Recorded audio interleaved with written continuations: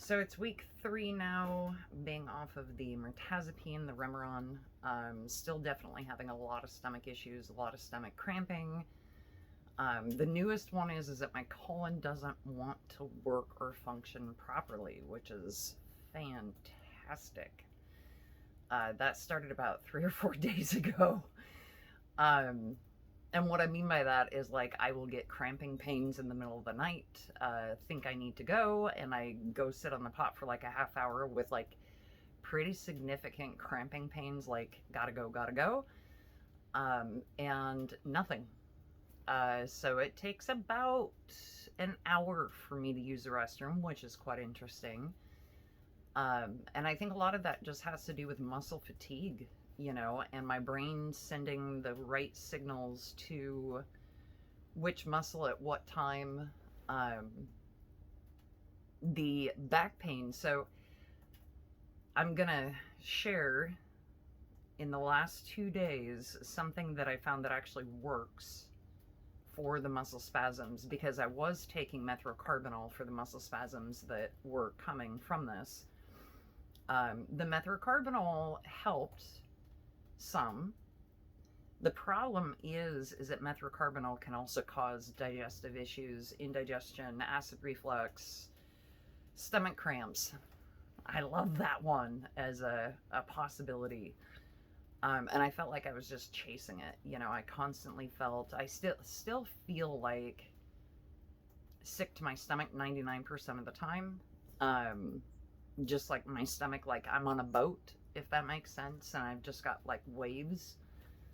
And it's in my upper gut more than anything. The methocarbamol, I was taking close to 8,000 milligrams of that stuff, and I hate taking medications. So like, it's interesting that I wound up on the Remeron in the first place, because I couldn't sleep because of the SIBO episodes. And I hate taking medication, and then this medication does this to me. So 4 years ago, I have a really significant fear of flying.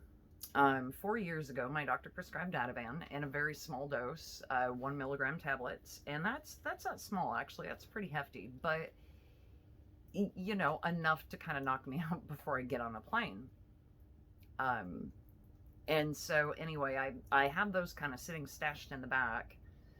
And I did a little bit of reading and research, and for serotonin syndrome, or for withdrawal from serotonin, muscle spasms, cramps, all that good stuff is something that's very common, and often doctors will prescribe. And what I read online was a benzo, Ativan being one of them.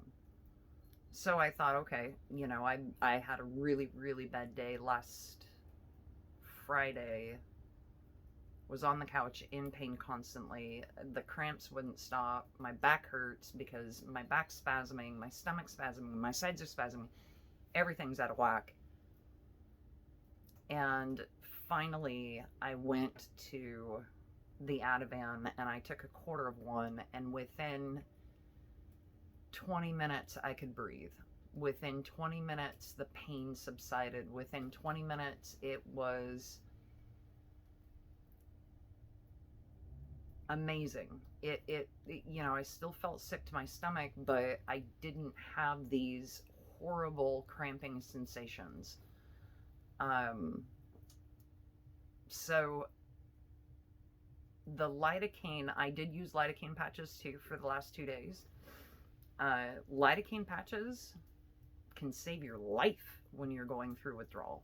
So those are the two things that really helped me, the Ativan and the lidocaine patches. And I think for the lidocaine patches, just for the sheer fact that even my skin hurt was causing muscle cramps. And so with those two things on board, today, 3 days, I've used the Ativan for 2 days as a whole. I used it the night, so it's been like 1 night and 2 days. I'm only on 1 milligram max, like that is the maximum that I take during the day. And I quarter them out based on my symptoms. So if I need one, I'll take one, and I take a quarter of one. So I've got um, the 50 milligram or point five milligram pills as well. And so those I will cut in half, so it's 0.25. Then I'll cut those in half, so 0.125. So I'll take them in doses that small just to see how it affects me. I'll give it an hour, and then if I need another one, I'll go ahead and take another one.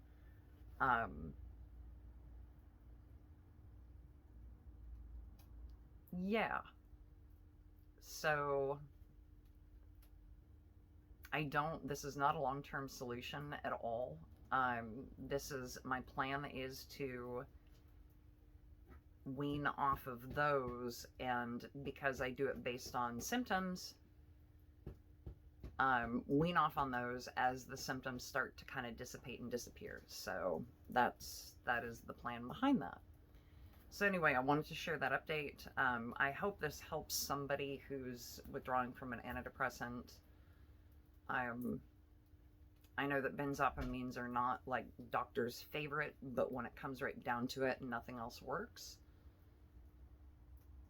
Literally, the Ativan saved my life. So there's that. For now. We'll see what kind of issues it causes later, but I haven't felt this good in 3 months. So, and I still get sick to my stomach. I still have, still can't eat a whole lot, but it's getting better.